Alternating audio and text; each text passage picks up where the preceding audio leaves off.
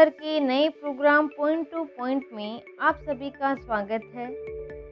संवैधानिक इतिहास क्रम के अध्ययन में आज हम चार्टर अधिनियम 1833 पर चर्चा करेंगे। चार्टर अधिनियम 1833 की विशेषताएं: बंगाल के गवर्नर जनरल को भारत का गवर्नर जनरल बनाया गया, जिसमें सभी नागरिक और सैन्य शक्तियां निहित थी।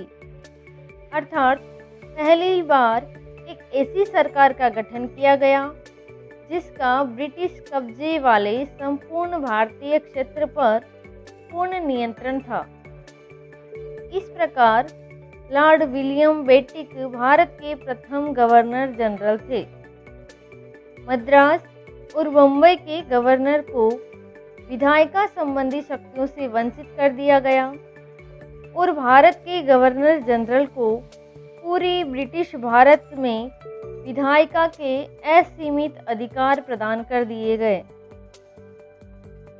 चीन के साथ व्यापार और चाय व्यापार के विषय कंपनी के एकाधिकार समाप्त कर दिया गया।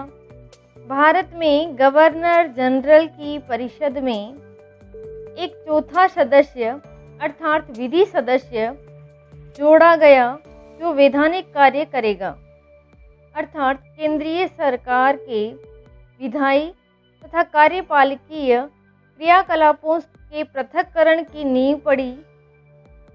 गवर्नर जनरल सभी व्यक्तियों, चाहे ब्रिटिश हो या भारतीय अथवा कोई और, पर कानून बनाने का अधिकार दिया गया। इसी कानून के तहत भारत में एक विधि संहिता निर्मित करने का प्रावधान भी किया गया। अर्थात इससे पूर्व अंग्रेजी कानून, प्रेसिडेंसी रेगुलेशन अधिनियम, हिंदू कानून, मुस्लिम कानून और रीति रिवाजों संबंधी कानून ही चलन में मान्य थे।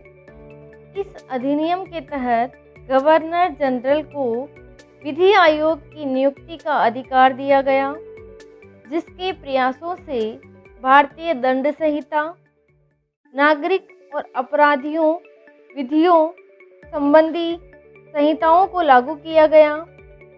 इस अधिनियम से पहले बनाए गए कानूनों को नियामक कानून कहा गया और नए कानून के तहत बनाए गए कानूनों को एक्ट या अधिनियम कहा गया। ईस्ट इंडिया कंपनी एक व्यापारिक निकाय के रूप से एक प्रशासनिक निकाय के रूप में परिवर्तित हो गई, अर्थात कंपनी के अधिकार वाले क्षेत्र ब्रिटिश राजशाही के विश्वास के तहत ही कब्जे में रह गए। चार्टर अधिनियम के माध्यम से सिविल सेवकों के चयन के लिए खुली प्रतियोगिताओं का आयोजन शुरू करने का प्रयास किया गया, परंतु कोर्ट ऑफ डायरेक्टर के विरोध के कारण इस प्रावधान को समाप्त कर दिया गया। परिणाम स्वरूप कहा जा सकता है कि ब्रिटिश भारत के केंद्रीकरण की दिशा में चार्टर अधिनियम 1833 एक निर्णायक कदम था। अब हम अभ्यास प्रश्न को देखते हैं। चार्टर अधिनियम 1833 के संदर्भ में सत्य कथन का चयन कीजिए। Option A, Lord William Bentinck Bharat के प्रथम गवर्नर जनरल बने। ऑप्शन बी, गवर्नर जनरल की परिषद को 4 सदस्यीय बनाया गया। ऑप्शन सी, सिविल सेवकों के चयन प्रक्रिया के लिए अधिनियम बन गया। ऑप्शन डी, भारतीय दंड संहिता लागू की गई। कूट केवल A B C, A B D या सभी।